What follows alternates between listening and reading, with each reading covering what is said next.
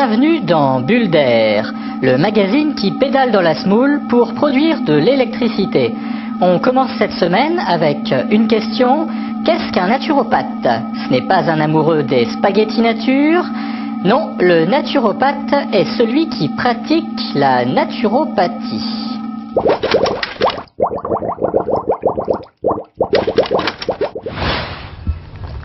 C'est à Cheptainville, au milieu d'un parc de 2 hectares, que se trouve le cabinet du naturopathe François Danin. Bonjour monsieur. Bonjour monsieur. Je vous en prie, entrez, vous êtes sur votre droite. La naturopathie est une médecine dite douce, visant à rééquilibrer le fonctionnement de l'organisme par des moyens naturels. Et pour agir, le naturopathe dispose de tout un arsenal. Dans la multitude des ressources que la naturopathie peut mettre en place, il y a différentes choses et tout le monde ne répond pas pareil. Vous avez des gens qui répondent très bien à la phytothérapie, d'autres non. Nous, on a des tonnes de choses, la gémothérapie, l'hydrothérapie, l'utilisation de l'eau par exemple, etc. On va choisir ce qui correspond à votre terrain. Alors, et enfin, évidemment, à la fin, on va établir ce qu'on appelle un plan hygiéno-diététique, c'est-à-dire qu'on va dire les différentes mesures à prendre pour améliorer votre terrain. Je me suis renseigné pour essayer de trouver une autre manière de pallier les quelques maux que je puisse avoir sur ma santé, compte tenu des échecs de l'allopathie. C'est une médecine douce que vous connaissiez déjà ou pas du tout? Pas du tout. Pas du tout. C'est vraiment ma première connaissance, date d'il y a 2 mois, au travers de la littérature. Donc là aujourd'hui c'est une grande première en fait. Vous allez tout à fait. Vous en attendez quoi? À quel niveau? Eh bien j'en attends pas forcément une abolition totale de tous ces petits maux que je peux avoir et qui m'encombrent un peu ma santé, mais au moins en majeure partie. La naturopathie mise beaucoup sur la prévention et l'auto-guérison. Elle n'a pas vocation à se substituer à la médecine traditionnelle, surtout en cas de maladie grave. Le naturopathe n'établit pas de diagnostic et n'est pas non plus compétent pour délivrer une quelconque prescription médicamenteuse. Mais en France, cette discipline laisse bien souvent le corps médical plutôt sceptique. Le métier n'étant pas réglementé, son exercice est donc tout à fait libre. Alors, avant de sauter le pas, il est au moins indispensable de se renseigner sur les qualifications du praticien. Sachez aussi qu'une simple consultation chez un naturopathe oscille entre 50 et 80 €, tout ceci n'étant évidemment pas pris en charge par l'assurance maladie. De continuum qui existe. Et si encore c'était un simple continuum. Ce sera très bientôt la semaine européenne de réduction des déchets. Au travers de cet événement, l'ADEME, l'Agence de l'environnement et de la maîtrise de l'énergie, nous invite à nous poser quelques questions.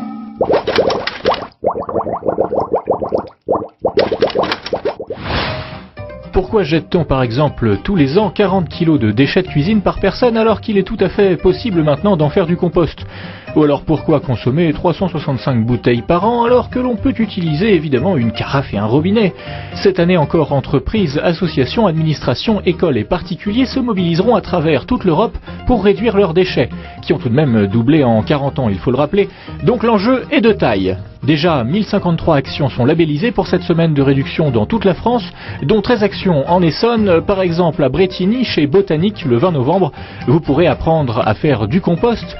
Ou alors le Carrefour Market d'Étiole vous présentera 2 chariots, un caddie mini-déchets et un caddie maxi-déchets pour bien comprendre l'impact qu'a notre consommation de tous les jours. Tout le programme sur www.réduisonsnosdéchets.com et cet événement se déroulera du 20 au 28 novembre. Et voici une petite pub pour nous faire sourire, enfin à moitié seulement.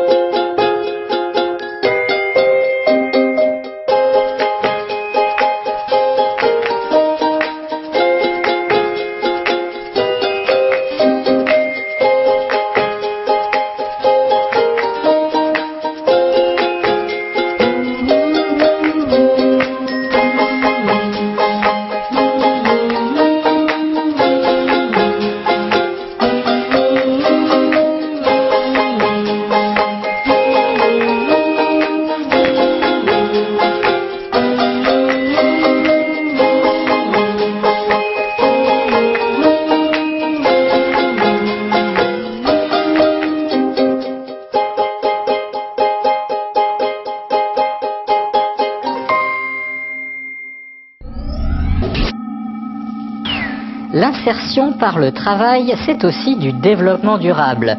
La preuve en images avec ce jardin solidaire, un véritable coup de pouce sur la commune de Grigny.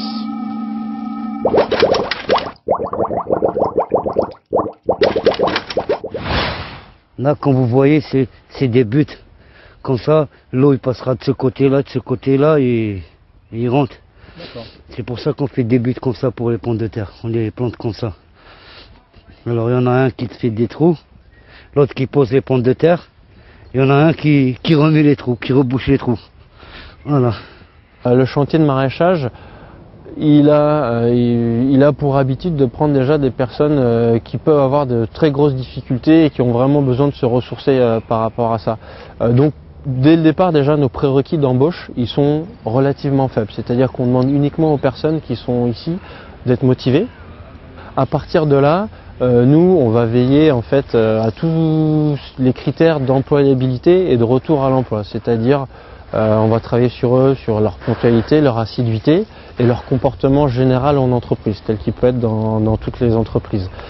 C'est aussi un premier contact, c'est une resocialisation, c'est rencontrer des gens à nouveau, être fier aussi du travail, revaloriser la personne parce qu'elle produit un travail, et ce travail, il y a des résultats qu'on récolte nous-mêmes, et donc les chantiers de maraîchage justement ils ont cette particularité que l'activité elle est faite du début jusqu'à la fin par les salariés. Avant d'arriver ici, j'étais vraiment dans un trou noir, quoi. C'est grâce aux associations comme ça, par l'intermédiaire de chaque association, que je me suis retrouvé dans le droit chemin, dans le chemin de l'emploi, quoi. Okay. C'est grâce à eux que maintenant je suis comme tout citoyen, je me lève le matin, je vais travailler, le soir je rentre chez moi. Cet hiver, les citoyens qui transiteront par l'aéroport d'Orly seront chauffés plus écologiquement. Les explications avec notre soleil toulousain Virginia Forgac, qui, si elle venait à partir, nous manquerait à tous.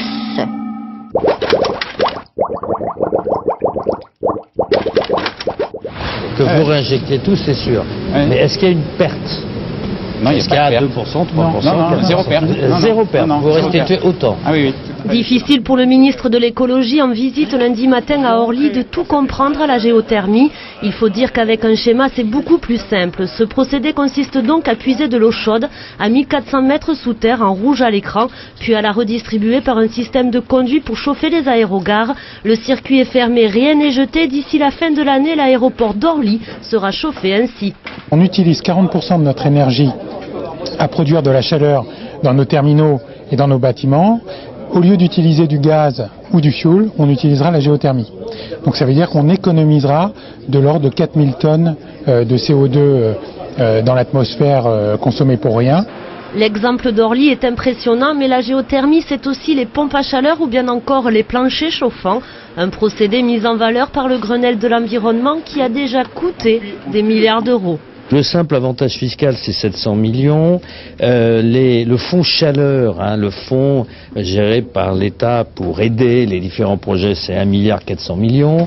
Les tarifs de rachat, c'est 200 € au mégawatt. Enfin, donc c'est des sommes importantes. La France est le premier employeur européen en géothermie. Reste maintenant à former les salariés à ce procédé, certes ancestral, mais remis au goût du jour. Oh, Bulle d'air, c'est déjà terminé. Alors, la semaine prochaine.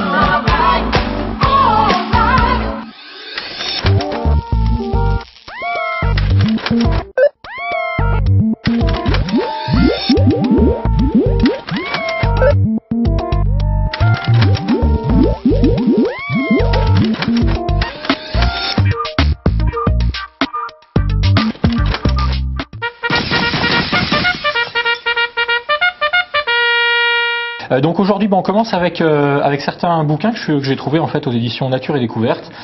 La collection s'appelle, c'est une collection de 7 petits guides qui s'appelle en fait si on vivait autrement, point d'interrogation. Donc c'est des petits guides d'une cinquantaine de pages, il y a un petit peu tout, évidemment c'est très axé développement durable. On a par exemple ici, celui que je tiens dans la main, c'est la cosmétique bio. Je sais que ça vous intéresse particulièrement, Patrice. Alors j'ai quelques petits exemples comme ça à prendre dans ce livre qui est assez sympa, assez rigolo aussi.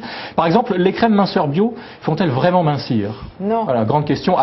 C'est vrai qu'on le dit juste un petit peu après, s'il existait un remède miracle pour combattre ce phénomène naturel, ça se saurait. Évidemment, au moins ils ont le mérite de dire une certaine vérité. Ou alors pourquoi est-ce que les cosmétiques bio ne moussent-ils pas, ou alors peu? C'est vrai que ça intéresse évidemment tout le monde. Donc vous venez d'acheter un dentifrice bio à l'argile, la pâte est verte, déjà ça donne envie évidemment, et surtout elle ne mousse pas, c'est tout à fait normal. En fait il n'y a pas d'agent moussant dedans comme ce qu'on peut avoir dans tous les produits classiques.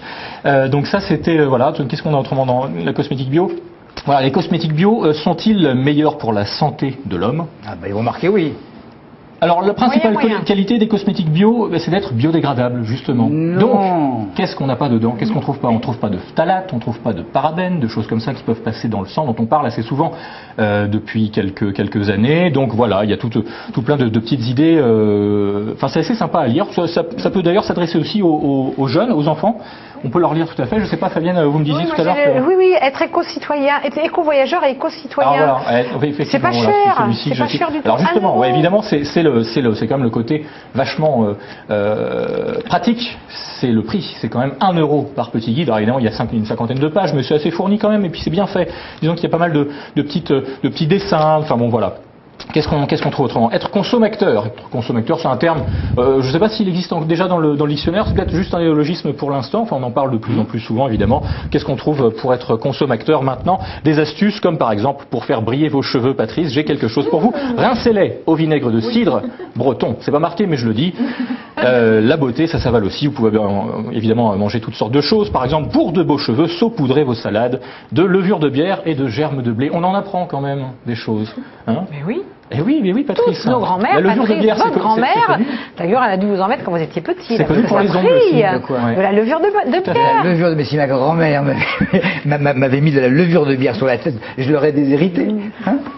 Et alors on va passer, alors voilà, donc ça c'était donc, je le rappelle quand même, c'est Et si on vivait autrement, donc c'est édité par Nature et Découverte, donc évidemment par la grande chaîne de magasins que tout le monde connaît. Je crois qu'il y en a même un à Évry, si je ne me trompe pas, à Évry 2.